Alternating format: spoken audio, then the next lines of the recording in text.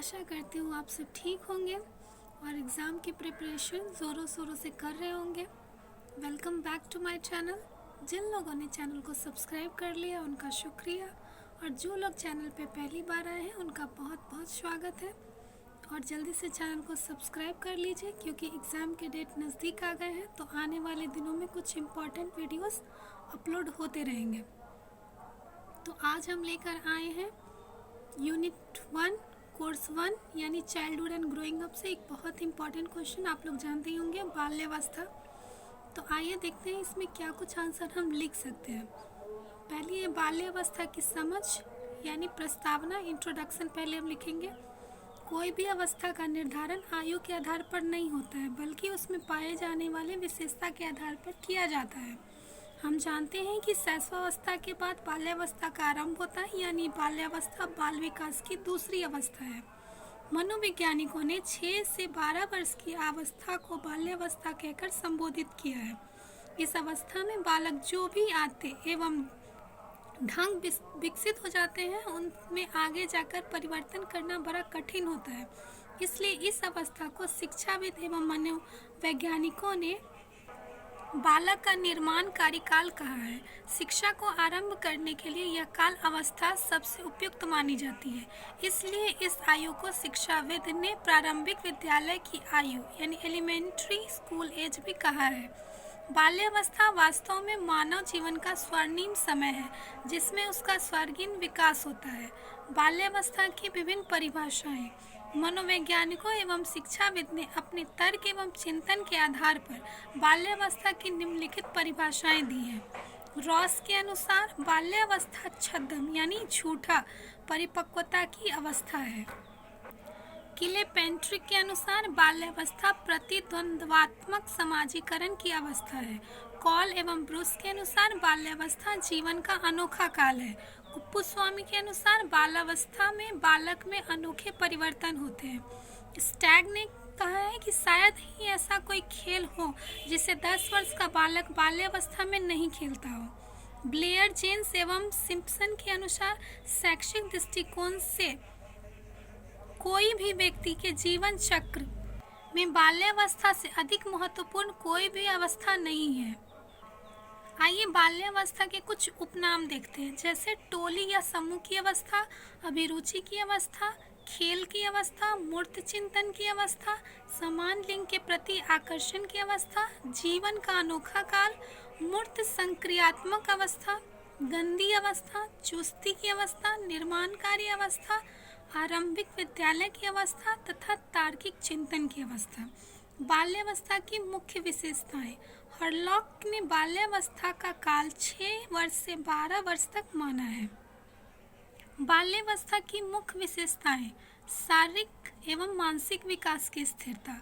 6 वर्ष या 7 वर्ष की आयु के बाद बालक के शारीरिक एवं मानसिक विकास की गति धीमी पड़ जाती है। यह स्थिरता उसकी शारीरिक एवं मानसिक शक्तियों को दृढ़ता प्रदान करती है, जिसके फलस्वरूप उसका मस्तिष्क परिपक्व हो जाता है। रॉस ने बाल्यावस्था को मिथ्या परिपक्वता का काल बताते हुए लिखते हैं कि बाल्यावस्था है कि शारीरिक एवं मानसिक स्थिरता बाल्यावस्था की सबसे महत्वपूर्ण विशेषता है। दूसरा है जिज्ञासा की प्रबलता। इस अवस्था में बालक के अंदर जिज्ञासा की प्रवृत्ति बड़ी प्रबल होती है, यानी कि बालक जिन वस्तुओं के संपर्क में आता है उसके विषयों में जानना चाहता है तथा उसके लिए क्यों एवं कैसे जैसे प्रश्न पूछता है। तीसरा है संचय प्रवृत्ति। इस अवस्था में बालक को संचय करने की प्रवृत्ति जागृत होती है। बालक विशेष रूप से पुराने स्टाम्प, खिलौने, गोलियां, दिया सलाई के खाली डब्बे, तस्वीरों आदि को इकट्ठा करने लगता है। चौथा है खेल की प्रधानता। इस अवस्था में बालकों को खेलों के प्रति अधिक रुचि होती है। इस अवस्था में बालक छुपा छुपी, कुश्ती, दौड़ आदि तथा बालिकाएं गुड़िया के खेल में अधिक रुचि लेती हैं। पांचवा है आत्मनिर्भरता की भावना। बाल्यावस्था में शैशवावस्था की भांति बालक शारीरिक एवं दैनिक कार्यों के दूसरे पर निर्भर नहीं रहता है। वह अपने व्यक्तिगत कार्य जैसे नहाना, कपड़े पहनना, भोजन करना, समय पर विद्यालय जाने जैसा कार्य स्वयं करने लगता है। स्वलिंगीय प्रेम। इस अवस्था में बालक में स्वलिंगीय प्रेम की भावना देखी जाती है, अर्थात बालक केवल बालकों से दोस्ती करते हैं और बालिकाएं केवल बालिकाओं से दोस्ती करती हैं। इस अवस्था में विषमलिंग के प्रति आकर्षण नहीं होता है। आइए बाल्यावस्था के विभिन्न आयाम देख लेते हैं। पहला है सामाजिक प्रभाव। हम जानते हैं कि बालक पर समुदाय का सामाजिक प्रभाव प्रत्यक्ष रूप से पड़ता है, क्योंकि हर बालक का जन्म समाज में ही होता है और धीरे धीरे उस समाज की सभ्यता तथा प्रगति का आधार बनता है। बालक समाज में देखता है कि सभी व्यक्ति अपने समुदाय के विकास और उन्नति के लिए कार्य करते हैं और बालक उन्हीं का अनुकरण करके सीखता है।